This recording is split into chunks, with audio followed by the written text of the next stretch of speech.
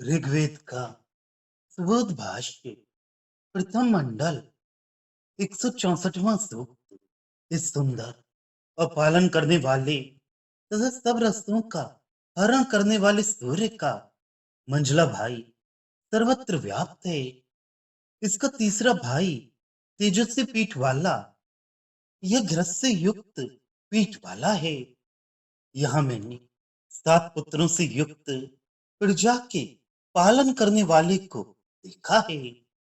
एक चक्र वाले रथ में 7 घोड़े जुड़े हुए हैं। 7 नामों वाला एक ही घोड़ा इस रथ को खींचता है। इस रथ का 3 नाभियों वाला चक्र अजर और अशिथिल है, जिसमें ये सारे भुवन स्थित हैं। जो 7 किरणें इस रथ पर आश्रित होकर बैठी हैं, 7 चक्र वाले इस काल रूपी सूर्य को 7 घोड़े ढूंढते हैं, जहां वाणी के 7 नाम छिपे हुए हैं। ऐसी 7 बहनें इस सूर्य की चारों ओर से स्तुति करती हैं। जो हड्डी रहित होते हुए भी हड्डियों से युक्त प्राणियों को धारण करता है, उसे उत्पन्न होते हुए सर्वप्रथम किसने देखा? भूमि के प्राण, रक्त, आत्मा, ये सब कहां थे? ये पूछने के लिए कौन विद्वान के पास गया? कुछ न जानता हुआ देवों के गुप्त स्थानों को श्रद्धा पूर्वक पूछता हूं। देखने के लिए, निवास करने के लिए तथा विस्तार करने के लिए ज्ञानी जन 7 धागों को बुनते हैं, जिसने 6 लोक थाम रखे हैं। उस अजन्मा प्रजापति के रूप में वह एक तत्व किस प्रकार का है, ये बात न जानने वाला मैं जानने वाले ज्ञानियों से जानने के लिए पूछना चाहता हूं, क्योंकि मैं वह गुप्त विद्या नहीं जानता। जो इस सुंदर और गतिशील सूर्य के स्थान को जानता है, वह यहाँ आकर इस रहस्य को स्पष्ट रूप से कहे। सर्वप्रथम इस सूर्य की किरणें पानी धोती हैं, और वे ही अत्यंत तेजस्वी रूप को धारण करके पैरों से पानी को पीती हैं। माता ने अपने कर्म से जल के लिए पिता का सेवन किया। इसके बाद पिता प्रीत पूर्वक मन से माता से संयुक्त हुआ। वह गर्भ को धारण करने की इच्छा वाली माता गर्भ को उत्पन्न करने वाले रस से युक्त हुई। तब अन्न की इच्छा करने वाले स्तुति करते हुए इसके पास पहुंचे। सूर्य की धारणा शक्ति पर पृथ्वी माता आश्रित रहती है। तीनों लोकों में अनेक रूपों वाली गाय को जब देखा, तब उसका बछड़ा चिल्लाने लगा, और तब अनेकों शक्तियों से परिपूर्ण पृथ्वी के अंदर गर्भ स्थापित हुआ। ये प्रजापति अकेला ही 3 माताओं और 3 पिताओं को धारण करता हुआ सबसे ऊपर विराजमान है। वे सभी इसको दुखी नहीं करते। समस्त विश्व को जानने वाली तथापि समस्त विश्व से परे रहने वाली इस प्रजापति की वाणी के बारे में वे सब द्युलोक की पीठ पर विचार करते हैं। सूर्य का 12 अरों वाला चक्र द्युलोक के चारों ओर घूमता है, और वह कभी जीर्ण नहीं होता। हे अग्नि, 720 जोड़े पुत्र हमेशा रहते हैं। 5 पैरों वाला, 12 आकृतियों वाला तथा जल से युक्त पिता द्युलोक के दूसरे आधे भाग में रहता है, ऐसा कहते हैं। और ये दूसरे जन इस बुद्धिमान को 6 अरों वाले और 7 चक्रों वाले रथ पर चढ़ा हुआ कहते हैं। घूमने वाले उस 5 अरों वाले चक्र में सारे लोग आकर रहते हैं। बहुत बोझ होने पर भी उस रथ का अक्ष गर्म नहीं होता। निरंतर रूप से अनंत काल से गति करते रहने पर भी वह टूटता नहीं। नेमी से युक्त तथा कभी न टूटने वाला ये जगत रूपी चक्र हमेशा घूमता रहता है। अत्यंत विस्तृत प्रकृति के उत्पन्न होने पर इससे 10 घोड़े मिलकर खींचते हैं। सूर्य का प्रकाश जल से आच्छादित होकर चलता है। उसी में सारे लोग स्थित हैं।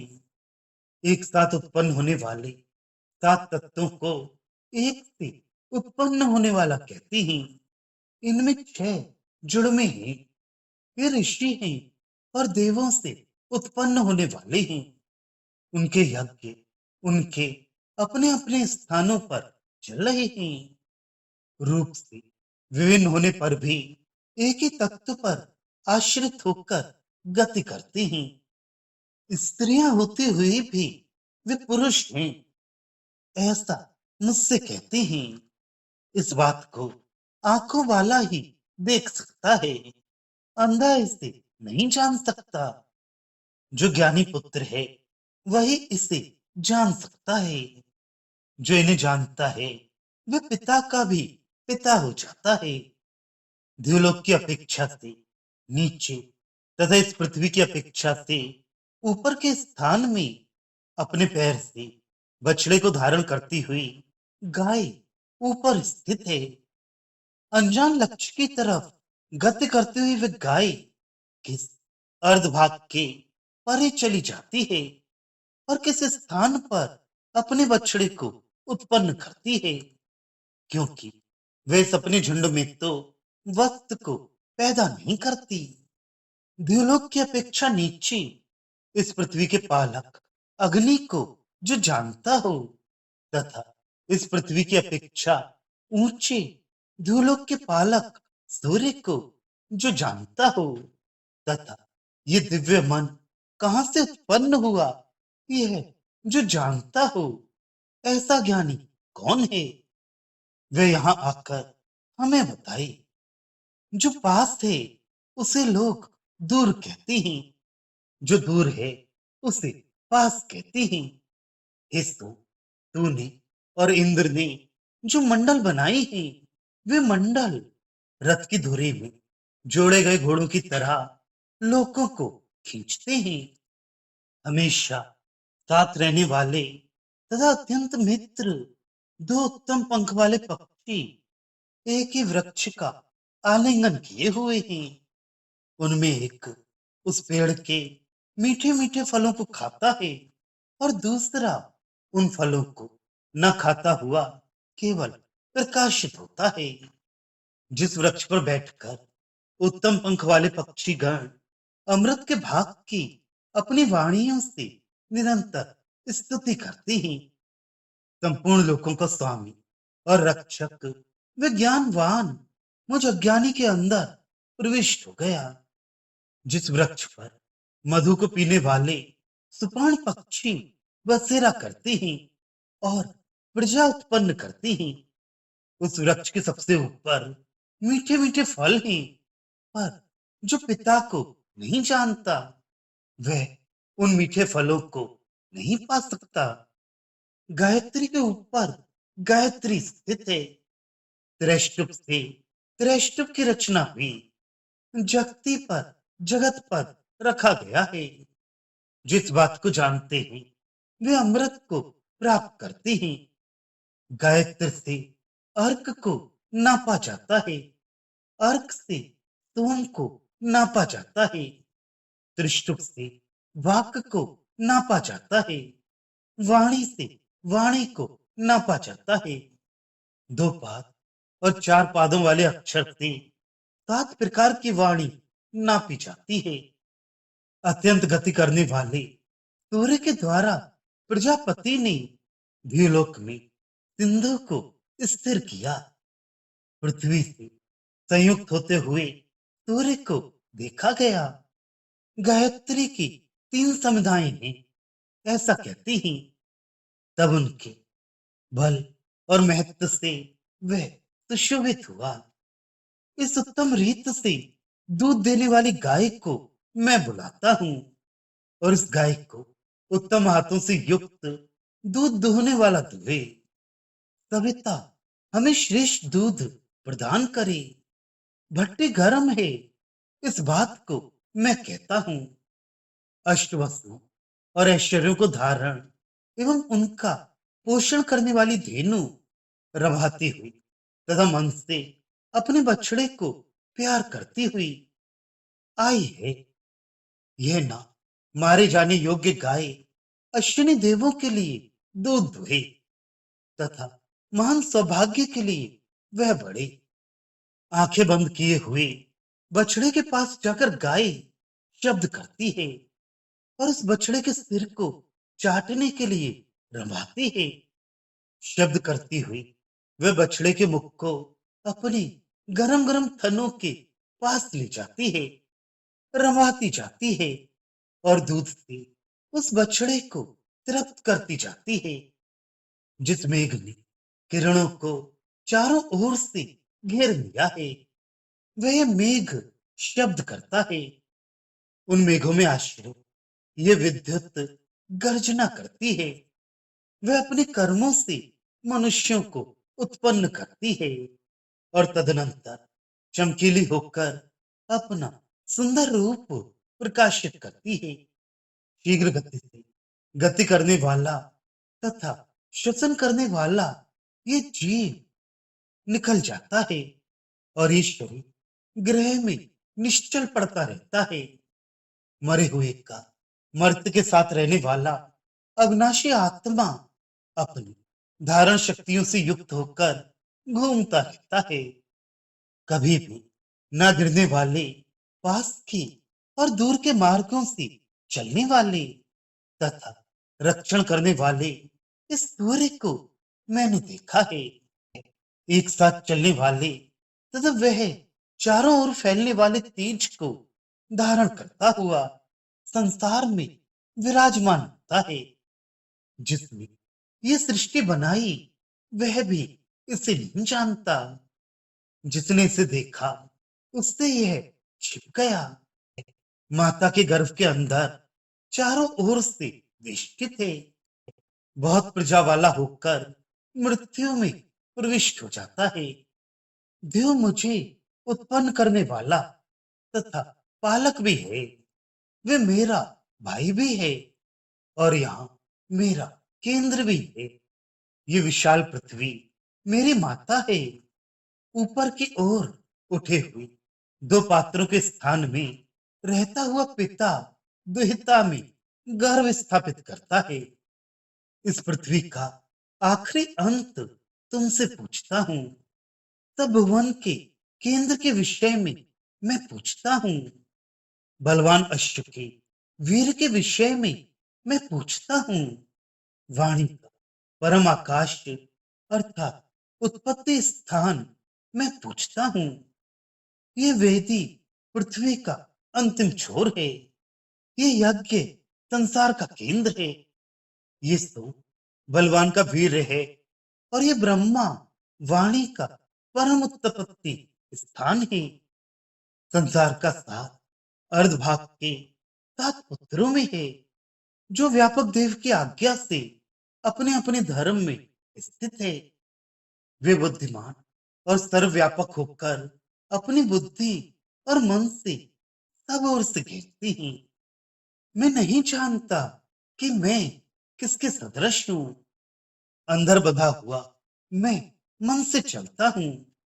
जब सत्य का प्रथम प्रवर्तक मेरे समीप आया उसी समय इसके वाणी के भाग को मैंने प्राप्त किया। अमर आत्मा मरण धर्म वाले शरीर के साथ एक उत्पत्ति स्थान में प्राप्त होकर अपनी धारणा शक्ति से युक्त होकर नीचे तथा ऊपर जाता है।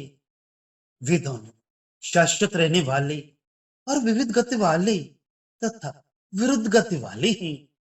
लोग उनमें से एक को जानते हैं, दूसरे को नहीं जानते।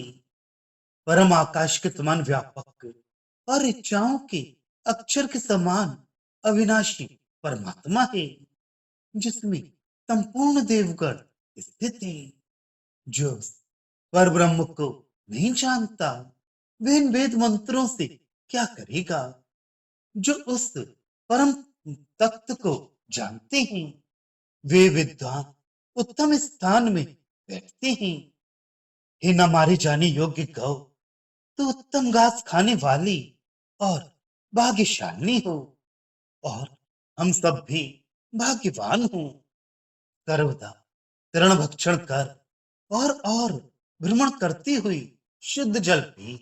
गौ निश्चय से जलों को हिलाती हुई शब्द करती है। वे एक पाद वाली, दो पाद वाली, चार पाद वाली, आठ पाद वाली, नौ पादों वाली तथा बहुत होने की इच्छा करने वाली, ये वाक हजारों अक्षर वाली होकर परम व्योम में व्याप्त रहती है। उस गौ से समुद्र बहती हैं, उस कारण चारों दिशाएं जीवित रहती हैं। उससे पानी बरसता है, उससे सारा विश्व जीता है। अनेक रूपों से बहुत दूर और पास भी इस शक्ति वाले धूम को मैंने देखा। वह वीर शक्तिदायक सोम को पका रहे हैं। वे धर्म प्रथम थे। तीन करण वाले पदार्थ ऋतु के अनुसार दिखाई देते हैं। इनमें से एक वर्ष भर में एक बार उपजता है। दूसरा शक्तियों से विश्व को प्रकाशित करता है। एक की गति दिखती है, परंतु उसका रूप नहीं दिखता। वाणी के चार स्थान नापे गए हैं। जो ज्ञानी ब्राह्मण हैं, वे उनको जानते हैं। उनमें से तीन वाणियों के स्थान गुप्त हैं, वे प्रकट नहीं होते। मनुष्य वाणी के चतुर्थ रूप को बोलते हैं। एक तत्वस्तु है, उसी का ज्ञानी लोग अनेक प्रकार से वर्णन करते हैं। उसी को इंद्र, मित्र, वरुण और अग्नि कहते हैं, और वे दिव्य, सुपर्ण और गरुत्मान है। जल को अपने साथ लेती हुई उत्तम गतिशील सूर्य किरणें सबका आकर्षण करने वाले यान रूप सूर्य पर चढ़ती हैं, नीचे आती हैं। इसके बाद ही जल से भूमि भीग जाती है। एक चक्र को 12 घेरे रहते हैं। उस चक्र की तीन नाभियां हैं। कोई विद्वान ही उन्हें जानता है। उस चक्र में अत्यंत गति करने वाली 360 खूंटियां लगी हुई हैं। हे सरस्वती, जो स्तन तेरे शरीर में वर्तमान है, जो सुखकारक है, जिससे सभी वर्णीय धनों को तू पुष्ट करती है, जो रत्नों को धारण करने वाला तथा धनों को प्राप्त कराने वाला है, जो कल्याणकारी दान करने वाला है। तू उस स्तन को हमारे पीने के लिए इधर कर। देवगण यज्ञ से यज्ञ पुरुष की पूजा करते हैं। वे धर्म उत्कृष्ट हैं। वे महत्व प्राप्त करते हुए उस सुखपूर्ण लोक को प्राप्त करते हैं, जहाँ पूर्व के साधन संपन्न देव रहते हैं। ये एक ही जल दिन में ऊपर जाता है और नीचे आता है। मेघ भूमि को तृप्त करते हैं और द्युलोक को अग्नियां तृप्त करती हैं। मैं द्युलोक में उत्पन्न होने वाले उत्तम गति वाले, निरंतर गति करने वाले महान जलों के केंद्र, औषधियों को पुष्ट करने वाले, वृष्टि होने के कारण चारों ओर से बहने वाले जल प्रवाहों से भूमि को तृप्त करने वाले इस सूर्य को अपनी रक्षा के लिए बुलाता हूँ। भावार्थ, सूर्य, वायु और अग्नि, ये तीन भाई हैं। द्युलोकस सूर्य ज्येष्ठ, अंतरिक्षस्थ वायु मध्यम और पृथ्वीस्थ अग्नि कनिष्ठ है। और पृथ्वी इन तीनों के पिता माता हैं। इनमें ज्येष्ठ भाई सूर्य 7 रंग के किरणों से युक्त होने के कारण 7 पुत्रों वाला है। वे सब प्राणी मात्र का पालक होने से विश्वपति है। यदि सूर्य ना हो तो जगत का नाश हो जाए। उसका मंझला भाई वायु सर्वत्र व्याप्त है। वायु से रहित कोई भी स्थान नहीं है। तथा सूर्य का तीसरा भाई अग्नि तेजस्वी पीठ वाला है। उसकी पीठ रूपी ज्वालाएं अत्यधिक तेजस्वी हैं, अथवा वे घी से युक्त पीठ वाला है। यज्ञ में अग्नि की ज्वालाओं में घी की आहुतियां दी जाती हैं, इसलिए उसे घृत पृष्ठ कहा गया है। आदित्य मंडल रूपी गतिशील रथ का पूरे रूपी एक ही चक्र है। उस रथ में 7 रंग की किरण रूपी 7 घोड़े जुते हुए हैं, जो सूर्य को सब जगह ले जाती हैं। यद्यपि किरण एक ही है, पर रंगों के विभिन्न होने से वे 7 किरणें अलग अलग हो जाती हैं। अतः किरण रूपी एक ही घोड़े के रंगों के कारण 7 नाम हो जाते हैं। सूर्य का ये काल रूपी रथ 3 नाभियों वाला है। उस काल की शरद, वर्षा और ग्रीष्म, ये 3 नाभियां हैं। और ये काल रूपी रथ हमेशा चलता रहता है। इसकी गति कभी बंद या धीमी नहीं होती। इस काल के अंतर्गत सारे लोग रहते हैं। इस काल के प्रभाव से मुक्त कोई भी नहीं है। इस सूर्य में 7 रंग की किरणें आश्रित रहती हैं। ये सूर्य काल का निर्माता होने से स्वयं भी काल रूप है। ऐसे इस काल रूपी सूर्य की अयन, ऋतु, मास, पक्ष, दिन, रात और मुहूर्त, ये 7 चक्र हैं, जिन्हें 7 किरण रूपी 7 घोड़े खींचते हैं। इस सूर्य के प्रभाव से कोई भी मुक्त नहीं है। इसका प्रभाव अमित है।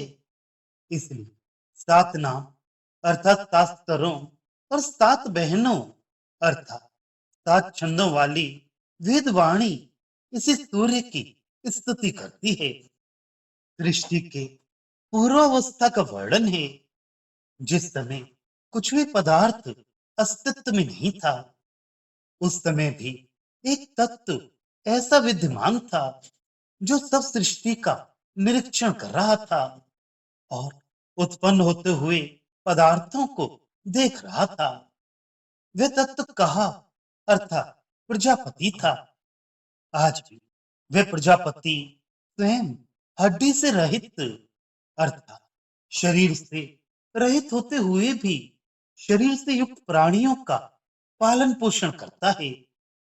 सृष्टि के पूर्व इस भूमि के लिए प्राण रूप वायु, रक्त रूप जल तथा आत्मा रूप सूर्य अर्थात भूमि, वायु, जल और सूर्य, ये कुछ भी पदार्थ नहीं थे। वायु पृथ्वी का प्राण, जल रक्त और सूर्य आत्मा है। उस समय जब ये कुछ भी पदार्थ नहीं थे, तो इनके बारे में कौन किससे पूछने जाता। उस समय तो केवल प्रजापति था, जो सब कुछ देख रहा था।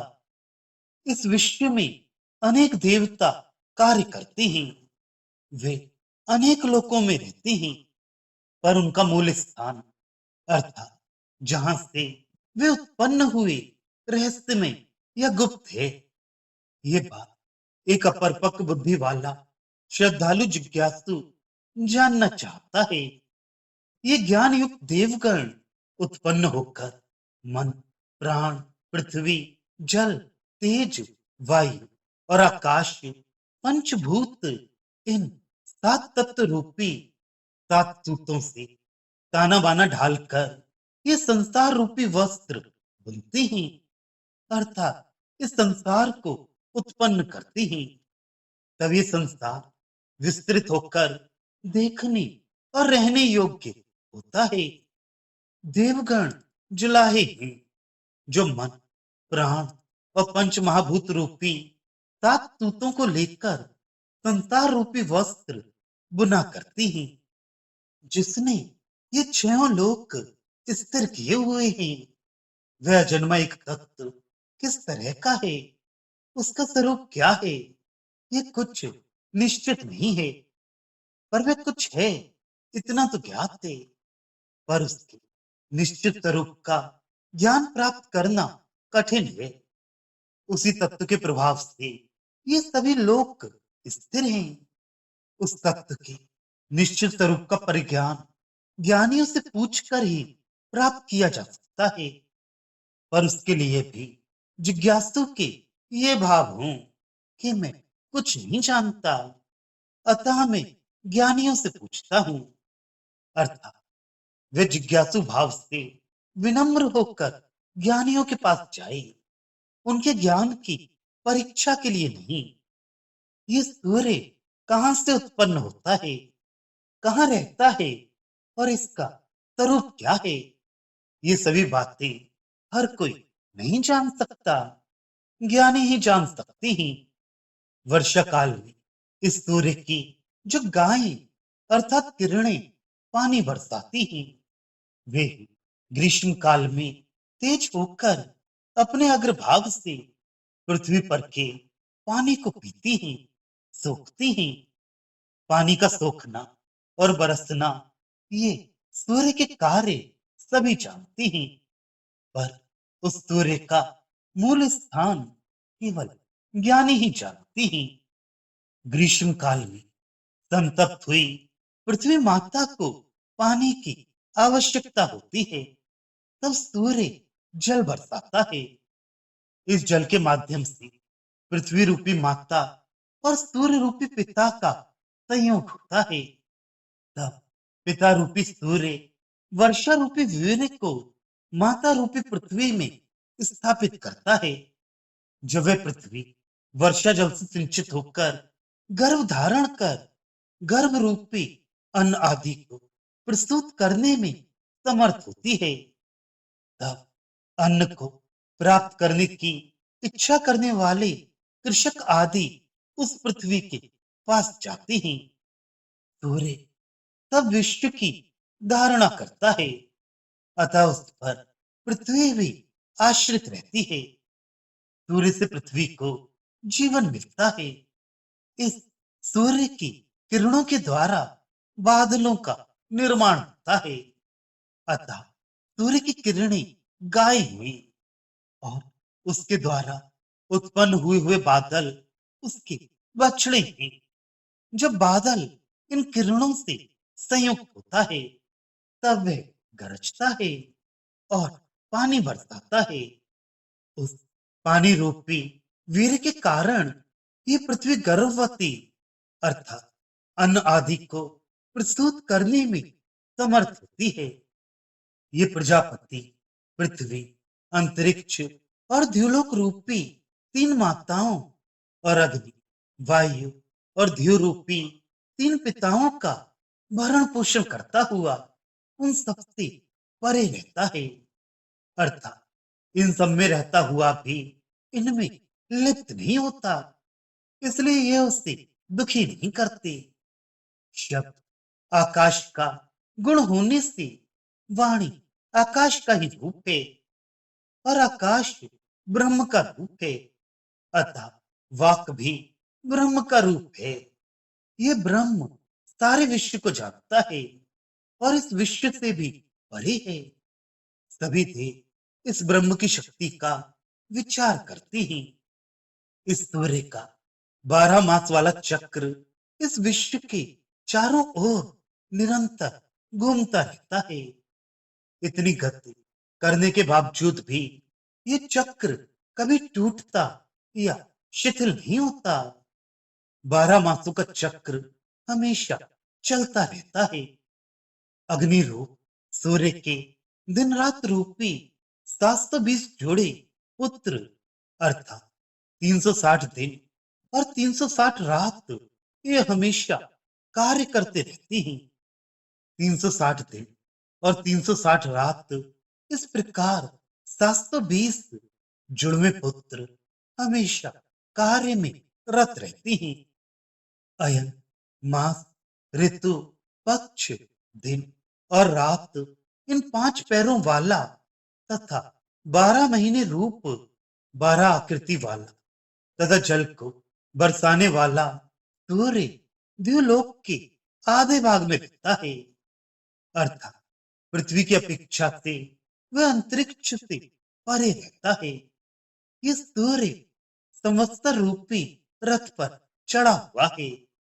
इस संवत्सर रथ के 6 ऋतु रूपी 6 अरे हैं, और अयन मास, ऋतु, पक्ष, दिन, रात तथा मुहूर्त इन 7 चक्रों वाला है। सूर्य ही अयन मास आदि काल विभागों को बनाता हुआ अपना एक परिभ्रमण एक संवत्सर अर्थात एक वर्ष में पूरा करता है। अयन मास आदि 5 अरों वाले रथ रूपी इस संवत्सर अर्थात काल में सारे लोग हैं। इस काल से बाहर या इससे परे कोई लोक नहीं है। इतने लोगों का भार ढोते रहने पर भी इस रथ का अक्ष न गर्म होता है और न ही टूटता है। ये काल अनंत काल से चलता आ रहा है, पर इस काल की समाप्ति कभी होने नहीं आती। यह जगत रूपी चक्र हमेशा चलता रहता है। इसकी नेमी निरंतर चलते रहने पर भी नहीं टूटती। प्रजापति इस जगत का नेमी है, वही इस जगत का केंद्र है। उसी पर आश्रित होकर ये जगत गति करता है। वह प्रजापति अविनाशी है। जब प्रकृति में गति उत्पन्न होती है, तब प्रकृति को बुद्धि, मन, चित्त, अहंकार, पृथ्वी, जल, अग्नि, वायु, आकाश और आत्मा ये 10 घोड़े ले जाते हैं। अर्थात जब प्रकृति में क्रिया उत्पन्न होती है, तब उससे ये 9 तत्व अस्तित्व में आते हैं। आत्मा अविनाशी होने से पूर्व से विद्यमान है। इन 10 तत्वों से सारा जगत बनता है। जब जगत उत्पन्न हो जाता है, तब सूर्य का प्रकाश देवलोक में घूमता है, और उसी सूर्य के आधार पर सारे लोग स्थित हैं। विश्व में भू, भुवा, स्वहा, महा, जनः, तपः, सत्यम ये 7 लोक उस एक ही प्रजापति से उत्पन्न होते हैं। इन भू, भुवा, स्वहा, महा और जनः, तपः ये जुड़वे हैं, और सत्यम ये अकेला है। ये सभी ऋषि हैं और देवों से उत्पन्न होने वाले हैं। इनका अपनी अपनी जगह यज्ञ चल रहा है। यद्यपि इनके रूप अलग अलग हैं, पर ये सब एक प्रजापति के आधार से रहते हैं। इसी प्रकार शरीर में आंख, नाक, कान और रसना ये इंद्रियां हैं।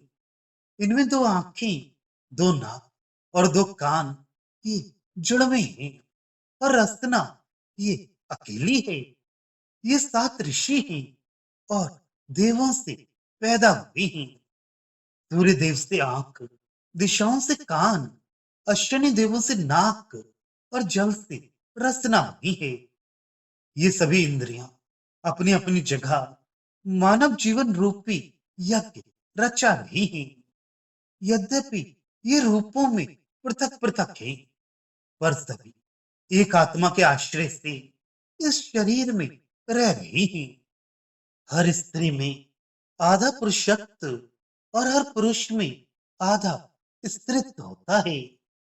ये आधुनिक शरीर शास्त्र का भी मत है। इसी के आधार पर अर्धनारीश्वर की कल्पना की है। इसलिए स्त्रियों में स्त्रीत्व रहते हुए भी उनमें पुरुषत्व भी रहता है। स्त्री और पुरुष में कुछ इंद्रियों को छोड़कर बाकी की इंद्रियां समान हैं। इसलिए भी स्त्री पुरुष ही है। दूसरे पक्ष में सूर्य की रश्मियां यद्यपि स्त्रीलिंगी होने से स्त्री हैं, तथापि वे वृष्टि जल रूपी वीर्य का सिंचन करके पृथ्वी को गर्भवती करने के कारण पुरुष हैं। इस रहस्य को केवल वही जान सकता है जो ज्ञान रूपी आंखों से युक्त है, जो स्थूल दृष्टि वाला है, जो इस रहस्य की गहराई में नहीं उतर सकता, वह इस रहस्य को नहीं जान सकता। जो इस रहस्य को जान लेता है, वह पालन करने वाले पिता के समान आदरणीय हो जाता है। विराज अथवा प्रकृति ये गाय है जो द्युलोक और पृथ्वी लोक में समान रूप से रहती है। पैरों से चलने के कारण पैर गति के प्रतीक है। वह प्रकृति पदा पैर से अर्थात गति करती हुई सूर्य रूपी बछड़े को पैदा करती है। वह प्रकृति निरंतर गति कर रही है, पर उसकी गति किस कारण है? उसकी गति का निश्चित लक्ष्य क्या है, अथवा वे किस लक्ष्य की तरफ इतनी तीव्र गति से भागी जा रही है, ये ज्ञात नहीं है। उसका लक्ष्य अज्ञात है। वे सूर्य को किस जगह पैदा करती है, ये भी कोई नहीं जानता। पर इतना तो निश्चित है कि वह उससे पृथ्वी पर तो पैदा नहीं करती है। इस पृथ्वी के पालक अग्नि के तथा द्युलोक के पालक सूर्य के रहस्य को जो जानता हो तथा दिव्य मन को जो जानता हो, वह आकर हमें बताए। तात्पर्य है कि अग्नि और सूर्य इतने रहस्यमय हैं कि उन्हें पूर्णतया कोई जान नहीं सकता। इसी तरह चेतन, अचेतन, अर्धचेतन स्तरों से युक्त मन तो इतना रहस्यमय है कि उसके अंत का पाना असंभव है। मन दिव्य है, अर्थात उत्तम भावों से उत्पन्न हुआ है। वह देव है। समय और सृष्टि का चक्र तेजी से घूम रहा है। इस कारण जिसे हम पहले क्षण में पास की कहते हैं, दूसरे क्षण में वही दूर हो जाती है, और प्रथम क्षण जिसे हम दूर की कहते हैं, अगले क्षण में वही पास आ जाती है। इस प्रकार दूर की चीज पास और पास की दूर होती रहती है। जो जगत इस समय है, आगे आने वाले काल में वह इसी तरह बदल जाता है। इस जगत के अंतर्गत सोम और इंद्र रूपी जोड़े ने जो मंडल बनाए हैं, वे लोकों को धारण करते हैं। सोम मादा का प्रतीक है और इंद्र नर का। ये नर मादा अपने चारों ओर जिस संतान रूपी मंडल का निर्माण करती हैं, उसी के कारण ये लोग चलते हैं। यदि नर मादा ना हो या संतान उत्पत्ति ना हो, तो सभी लोगों का उच्छेद हो जाए। जीवात्मा और परमात्मा ये दो सुपर्ण हैं, अर्थात उत्तम शक्ति से युक्त हैं। पंख शक्ति के प्रतीक हैं। ये दोनों हमेशा साथ साथ रहते हैं और परस्पर प्रगाढ़ मित्र हैं। परमात्मा जीवात्मा के पास सदा रहता है और हरदम मित्रवत उसकी सहायता करता है। ये दोनों जीवात्मा एवं परमात्मा रूपी सुपर्ण प्रकृति रूपी वृक्ष पर बैठे हुए हैं। इन दोनों में जीवात्मा सुपर्ण इस प्रकृति रूपी वृक्ष के फलों को खाता है, अर्थात संसार में आसक्त होकर दुग्ध रूपी फल भोगता है, जबकि परमात्मा इस संसार से निर्लिप्त रहकर केवल प्रकाशित होता है। इस प्रकृति रूपी वृक्ष पर बैठे हुए अर्थात संसार में लिप्त मरण धर्मा जीवात्माएं उस अमृत रूपी परमात्मा की अपने शब्दों में स्तुति करती हैं। आत्मा में इस शरीर के साथ संयुक्त होकर जीवात्मा बनती है और शरीर से वियुक्त होकर फिर आत्मा बन जाती है। इसलिए जीवात्मा को मरणशील कहा है। आत्मा अमर है। ऐसी जीवात्माएं इस प्रकृति रूपी वृक्ष के फलों को खाती हुई परमात्मा की स्तुति करती हैं। इन भुवनों का स्वामी और रक्षक परमात्मा अज्ञान से युक्त इस जीवात्मा के अंदर ज्ञान भरता है। इस संसार रूपी वृक्ष पर मधु अर्थात प्राण रस को पीने वाले पक्षी जीवात्माएं रहती हैं। जब आत्माएं शरीर के साथ संयुक्त होती हैं, तब वे जीवात्माएं बनकर प्राण रूपी मधुरस का पान करती हैं। इस संसार वृक्ष में सबसे ऊपर मीठे मीठे फल लगे हुए हैं। जो इस संसार में सर्वश्रेष्ठ बनता है, वही उन मीठे मीठे फलों को खा सकता है। पर जो उस सर्वपालक परमात्मा को नहीं जानता, वह उन फलों को नहीं पा सकता। परमात्मा को जाने बिना श्रेष्ठ बनना और श्रेष्ठ बने बिना उन मीठे फलों को पा सकना असंभव है। गायत्री भूमि है, उस पर अग्नि की स्थापना की जाती है। त्रेष्टु अंतरिक्ष है, उस पर वायु की स्थापना की जाती है। जगत द्यू है, उस पर आदित्य की स्थापना की जाती है। अग्नि भूमि का प्राण है, वायु अंतरिक्ष का प्राण है और सूर्य द्यूलोक का प्राण है। जो इस विद्या को जानते हैं, वे ही अमृत को प्राप्त कर सकते हैं। गायत्र अर्थात उस परमेष्टि प्राण से वैयक्तिक प्राण की रचना हुई। ऋचा से साम की रचना हुई। पादवद व्यवस्था वाले मंत्रों से गान की रचना हुई। स्तोत्र से वाणी की रचना हुई। परमेष्टि वाणी से साधारण वाणी की रचना हुई। और दो पाद ये चार पाद वाले अक्षरों से 7 प्रकार के छंदों का निर्माण हुआ। उस परमेष्टि प्रजापति से ही प्राणी मात्र के प्राण और वाणी की रचना हुई है। अत्यंत गति करने वाले सूर्य के द्वारा प्रजापति ने द्युलोक में सिंधु को स्थिर किया। ये अत्यंत गति करने वाले सूर्य के अंदर प्राण शक्ति विद्यमान है, जो सारे द्युलोक में फैली हुई है।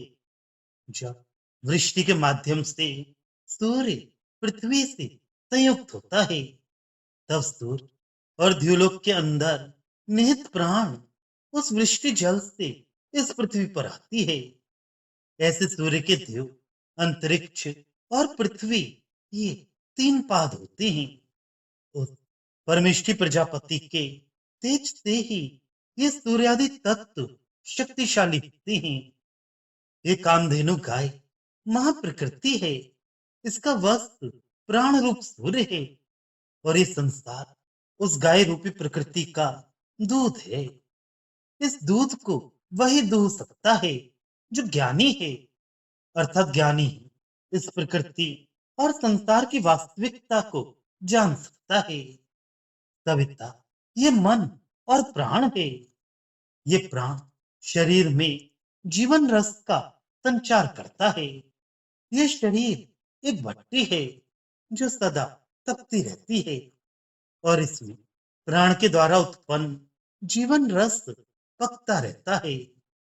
गाय मन, प्राण, अपान और पंचभूत इन 8 वस्तुओं का पालन करती है।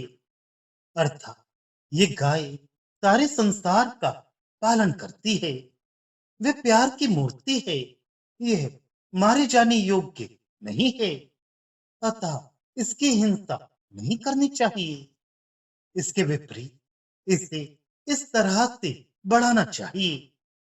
गायों को समृद्ध करना ऐश्वर्य को बढ़ाना है, क्योंकि गायों में हर तरह के ऐश्वर्य बसते हैं। गाय दूर से ही बछड़े को देखकर रमाने लग जाती है और बछड़ा भी प्यार से आंखें बंद करके बैठा रहता है।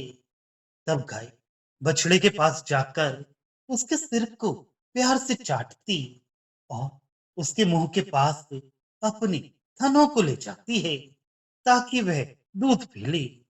जब बछड़ा दूध पीने लगता है, तब वह गाय अपने बछड़े को दूध भी पिलाती जाती है, चाटती भी जाती है और प्यार से शब्द भी करती है।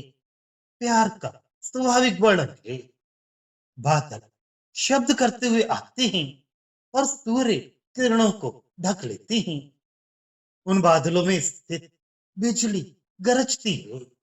जब वे पानी बरसाती है, तब मनुष्य उत्पन्न होते हैं। जल से अन्न, अन्न से वीर्य और वीर्य से पुरुष उत्पन्न होते हैं। जब पानी बरसने लगता है, तब उसका रूप और प्रकाशमान हो जाता है। ये आत्मा सतत घूमती रहती है, एक शरीर को छोड़कर दूसरे में जाना इसका स्वभाव है। ये प्राण का आधार आत्मा जब शरीर से निकल जाती है, तभी शरीर ग्रह में ही खंबे के समान निश्चल पड़ा रहता है। शरीर के साथ ये आत्मा रहती है, पर शरीर मरणशील है और आत्मा अविनाशी है।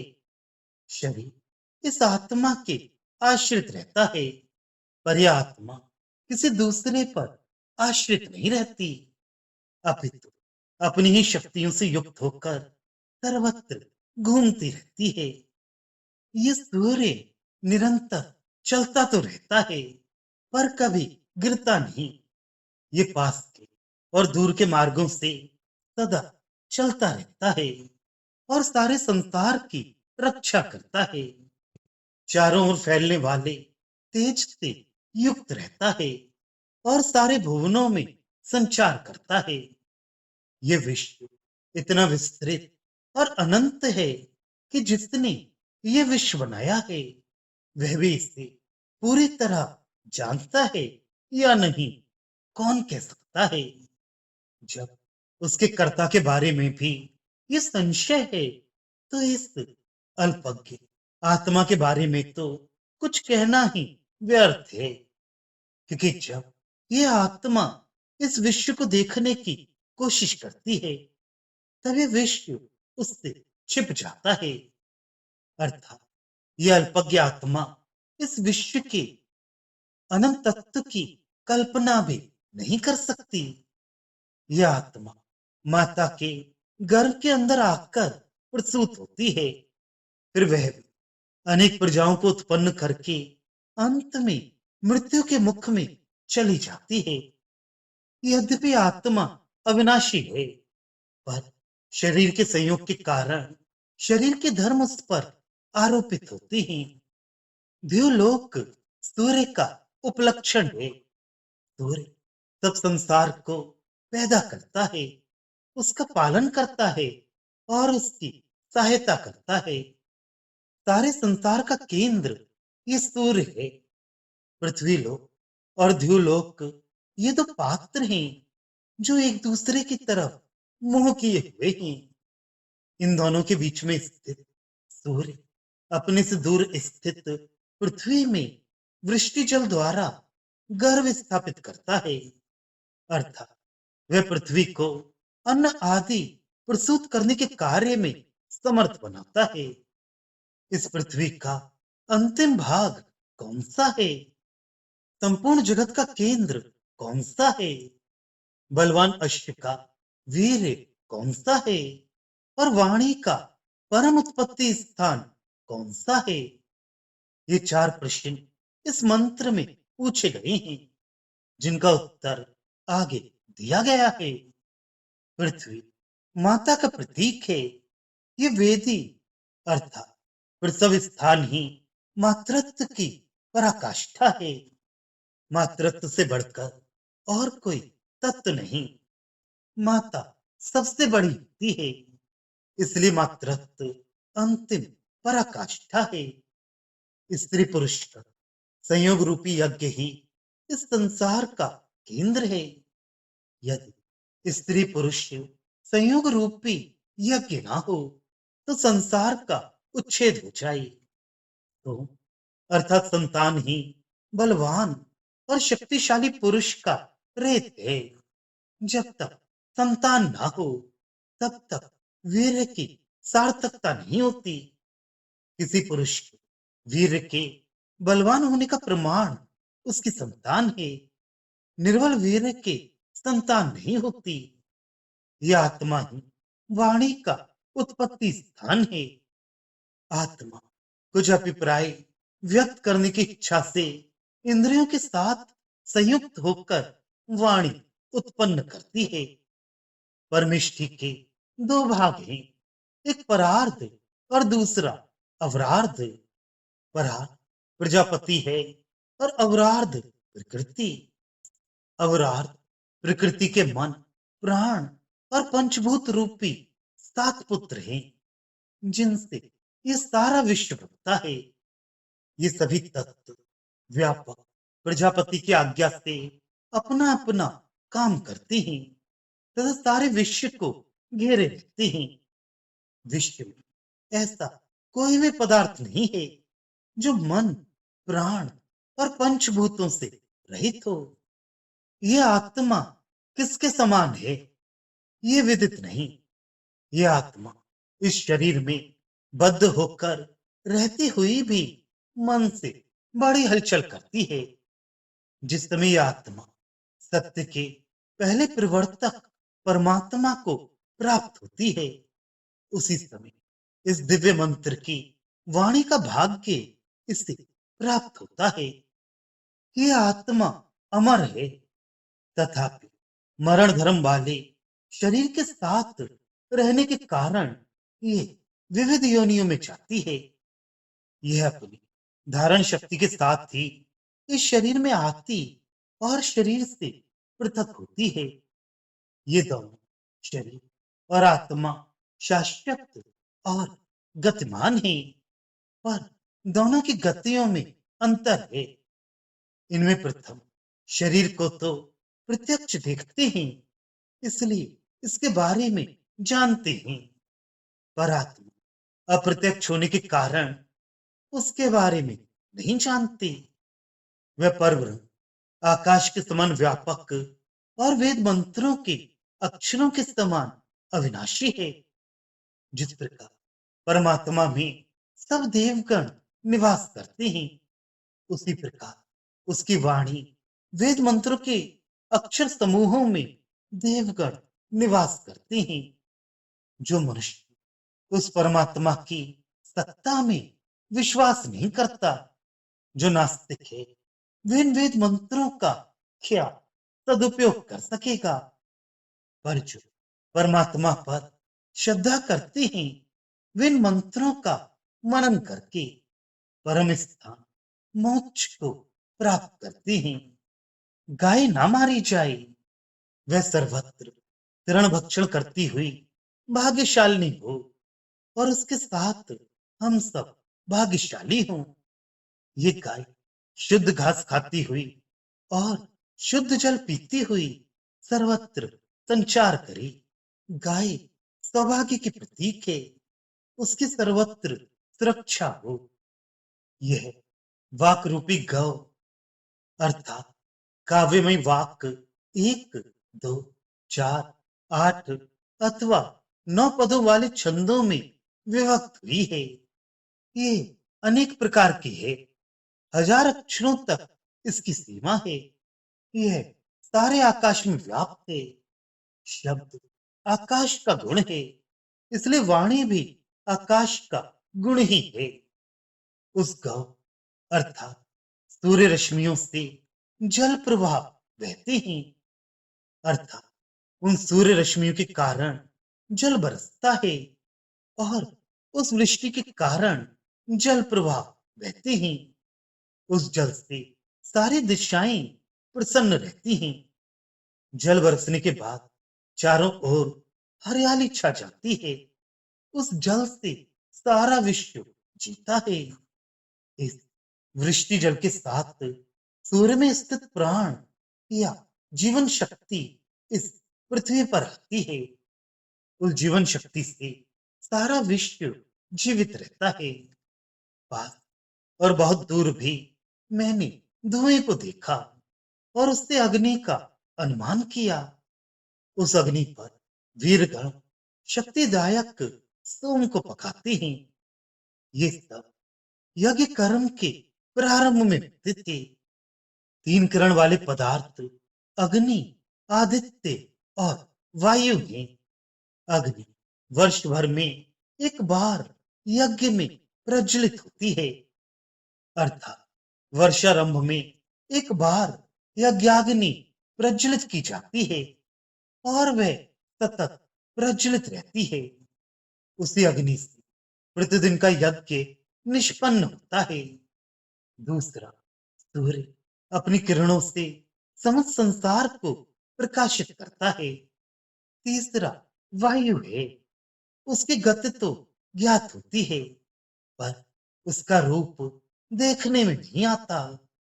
परा, पश्यंती, मध्यमा और वैखरी, ये वाणी के चार रूप हैं। इन परावाणी का स्थान मूलाधार है। वहां से ये प्रकट होकर हृदय में पहुंचती है। उस हृदय स्थानीय वाणी को पश्यंती कहते हैं। वहां से गुजरती हुई वाणी बुद्धि में पहुंचती है। उस बुद्धि स्थानीय वाणी का नाम मध्यमा है।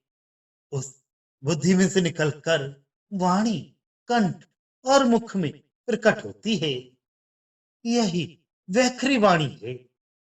इनमें मूलाधार की परा, हृदय स्थानीय पश्यंती, बुद्धि स्थानीय मध्यमा, ये तीन वाणियां गुह्य अर्थात गुप्त स्थानों में छिपी हुई होने के कारण योगी जन ही इसे जान सकते हैं। और जो कंठ स्थानीय चौथी वाणी है, उसे सभी मनुष्य बोलते हैं और सभी जानते हैं। यद्यपि परमात्मा एक ही सतत तत्व है, पर उसका वर्णन ज्ञानी जन अनेक तरह से करते हैं। ऐश्वर्यवान होने से वही इंद्र, हितकारी होने से वही मित्र, श्रेष्ठ होने से वरुण, प्रकाशक होने से अग्नि, उत्तम होने से सुपर्ण गरुत्मान है। सूर्य किरणें अपने साथ जल को उठाती हैं। वह जल उनके साथ ऊपर मेघमंडल में पहुंचता है। वहां से वह फिर वृष्टि द्वारा नीचे आता है और भूमि को भिगोता है। संवत्सर रूपी चक्र है, जिसमें 12 मास रूपी अरे लगे हुए हैं। ग्रीष्म, शरद, वर्षा रूपी तीन नाभियां हैं और दिन रूपी कीलें उस चक्र में लगी हुई हैं। दिन रूपी कीलें हमेशा चलें, अर्थात हमेशा गति करती रहती हैं। सरस्वती का स्तन अर्थात प्यार सुख कारक, धनों को पुष्टि कारक, रत्नों को धारण करने वाला, धनों को प्राप्त कराने वाला तथा कल्याण कारक है। वे प्यार सभी प्राप्त करें। श्रेष्ठ याचक अपनी आत्मा के योग से परमात्मा की उपासना करते हैं। मानस उपासना की यह की विधि सबसे श्रेष्ठ और मुख्य है। इस प्रकार की उपासना करने वाले श्रेष्ठ उपासक ही इस सुखपूर्ण सर्वधाम को प्राप्त करते हैं, जहां पूर्व काल के ऐश्वर्यवान देव रहते थे। जल एक ही है।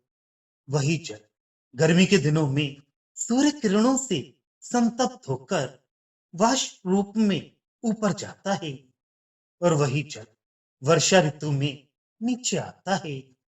उस नीचे आने वाले जल अर्थात वर्षा से भूमि तृप्त होती है और अग्नियों में दी जाने वाली आहुतियों से देवलोक तृप्त होता है। अग्नि में दी जाने वाली आहुतियां सूक्ष्म होकर देवलोक में जाती हैं। ये सूर्य उत्तम और निरंतर गति करने वाला है। सूर्य प्रकाश के कारण ही औषधियों में रस आता है और वे पुष्ट होती हैं। इसलिए सूर्य को जगत की आत्मा कहा है। उसी के कारण वृष्टि होती है। सूर्य किरणें बादलों को प्रेरित करती हैं और तब बादल पानी बनकर बरसते हैं। उस वर्षा के कारण बहने वाले जल प्रवाह भूमि को तृप्त करती हैं,